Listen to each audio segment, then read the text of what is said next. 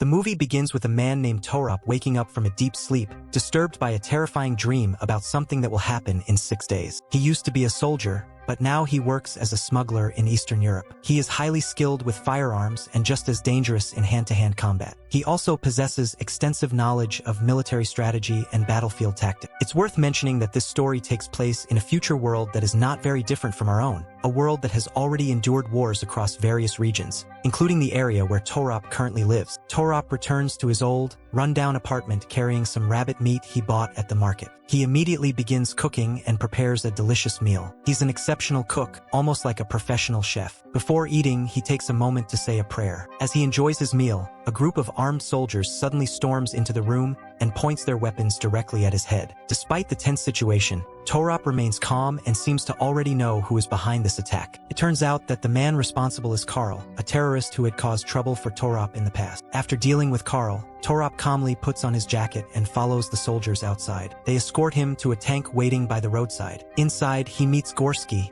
along with Gorsky's wife and daughter. There, Gorsky offers him a job, escort a young girl safely to New York. At first, Torop is hesitant, but when he's promised a new identity, he agrees. To him, a fresh identity is worth more than any amount of money. Shortly afterward, Torop is dropped off in an open field and waits for a helicopter to arrive. He climbs into a car suspended beneath the aircraft. During the flight, he falls asleep and wakes up when they land in the rocky hills of Kyrgyzstan. Suddenly, a woman emerges from a monastery nestled among the cliffs and introduces herself as Sister Rebecca, Aurora's guardian. She immediately lays down 3 conditions that Torop must follow. Soon after, Torop opens the trunk to place Aurora's bag inside. He also unfolds an old atlas map where he has marked several destinations and routes for their journey, carefully planning the direction they need to travel. A few moments later, Aurora and Sister Rebecca approach the vehicle, and Torop silently lifts his gaze toward them. Aurora asks who he is, and he responds with his usual cold demeanor. Moments later, Torop starts the engine, and their journey officially begins. They cross the desert and enter Kazakhstan near the Russian border. From there, they plan to continue aboard a high-speed train. Torop asks Aurora to change out of the clothes she casually picked up at the market. Unbeknownst to them, several people are secretly following their movements. Aurora appears fascinated and confused by the outside world, having spent her entire life inside the isolated monastery. Reaching the train station proves difficult because it is packed with people. Overwhelmed by the crowd,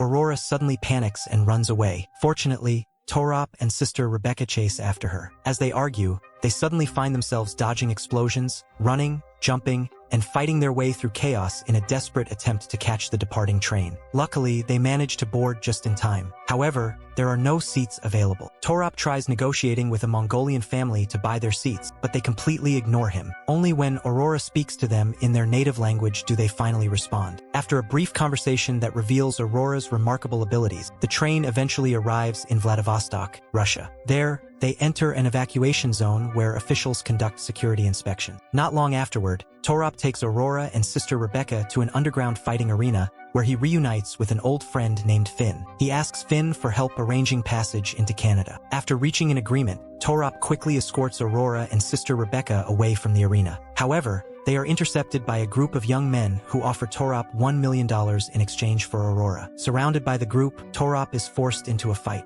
Meanwhile, Sister Rebecca surprises everyone by displaying impressive martial arts skills. Suddenly, one of the young men attempts to take Aurora away, but a fighter inside the ring comes to her rescue. He drives everyone else away and locks the arena doors. Seeing that Aurora is terrified and crying, Torop enters the ring and tries to comfort her. However, the organizers turn the situation into an official match. The brutal fight is nearly won by Torop before Aurora begs him to stop. As the round comes to an end, Sister Rebecca and one of the young men enter the ring and reveal that they were sent by Aurora's father. Remembering Sister Rebecca's earlier words, Aurora chooses to go with the young group. Moments later, Torop and Sister Rebecca chase after them and discover that the group consists of highly skilled escape specialists. Their pursuit is suddenly interrupted by a gunshot. Not wanting anyone to get hurt, Aurora decides to return with Torop, allowing the group to escape safely. Emotions run high until Sister Rebecca finally manages to calm Aurora down. The following morning, they join a convoy of refugees traveling across a frozen sea created by the effects of global warming. Along the way, They stop and witness a massive submarine emerging from beneath the ice. The refugees rush toward it in a chaotic stampede. With time running out, not everyone manages to board. The captain orders the crew to seal the vessel and retreat beneath the ice, leaving behind the refugees who were unable to get inside. Some of the soldiers even resorted to shooting at the refugees who desperately tried to force their way onto the submarine. Shortly afterward, Aurora boarded the vessel and attempted to sabotage the controls, but she suddenly lost consciousness. Not long after, Sister Rebecca told Torop the story of how she met Aurora. She had been assigned to care for her ever since she was a baby, and everything had been normal until 3 months earlier, when a doctor gave her some pills that completely changed her behavior. Torop was shocked to learn that Aurora had been speaking 19 languages since the age of 2 and possessed extraordinary abilities with all kinds of tools and technologies. At the same time, Finn raised suspicions by suggesting that Aurora might be carrying a virus inside her body. After disembarking near the Bering Strait in Alaska, they continued their journey across the frozen wasteland on jet skis. Suddenly, 2 drones appeared and began pursuing them while dropping bombs. Torop drew the drones' attention away from Aurora, luring them toward himself. Meanwhile, Finn escorted Aurora and Sister Rebecca toward the border. The relentless drones continued their pursuit, firing non-stop. Torop bravely charged at them as they launched another attack. Soon afterward, Aurora and Sister Rebecca rushed over to help him, removing pieces of shrapnel embedded in his body. Suddenly, Finn pointed a gun at them, revealing his true intentions. Torop was forced to shoot him in self-defense after realizing he had betrayed them. Finally, they managed to cross into Canada and spend the night there. That evening, Torop prepared a delicious meal that greatly impressed Sister Rebecca. However, their brief moment of happiness ended when Aurora suddenly stated that everyone would die in New York. Later, Torop and Aurora had a conversation about heaven, during which he revealed that he had spent much of his life at war and had always wanted to return to New York. Escorting Aurora was his only chance of getting back to America. After spending some time at a hotel to clean up and rest, they continued their journey by plane toward New York. At last, they arrived at their destination and entered a highly advanced technological residence. Aurora was shocked when she saw news reports showing that the monastery had been destroyed. At that moment, Torop began to realize that there was a much bigger plan involving Aurora. Suddenly, Gorski contacted him and accused him of being responsible for the attack on the monastery. He also sent a doctor to examine Aurora and planned to deactivate the GPS tracker embedded in Torop's passport. Not long afterward, 2 different groups approached the apartment where Torop was staying, one belonging to the Neolites and the other to Gorski. Soon,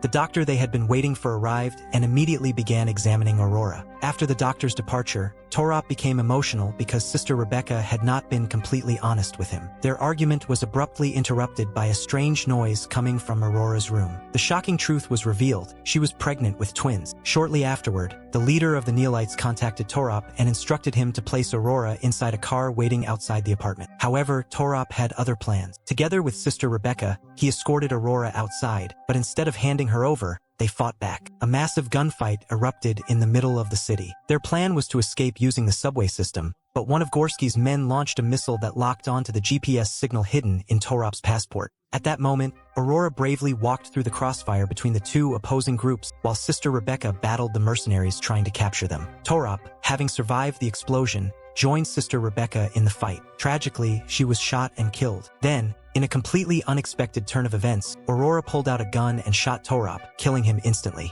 The next day, Torop woke up inside a medical facility owned by Dr. Darkwandir. The doctor had managed to revive him by implanting advanced systems that replaced his damaged body part. Darkwandir then explained that, at the request of the Neolites, he had implanted artificial intelligence into Aurora's brain while she was still a fetus. He also revealed that Gorski had previously tried to kill him, but he had survived the attempt. Shortly afterward, Darkwandir connected Torop to advanced equipment designed to extract his final memory before his expected death. During the process, Torop remembered Aurora asking him to take her home shortly before the missile explosion. Soon after, he set out to find her. Meanwhile, the leader of the Neolites killed Gorski with a single gunshot. Later, she met with Darkwandir, and the 2 argued over Aurora, whom they both considered to be their daughter. During the confrontation, Darkwandir accused the Neolite leader of using religion as a tool and intending to exploit Aurora to strengthen her own influence. After killing Darkwandir, the Neolites began hunting Torop. Meanwhile, Torop finally located Aurora and brought her to safety. 6 months later,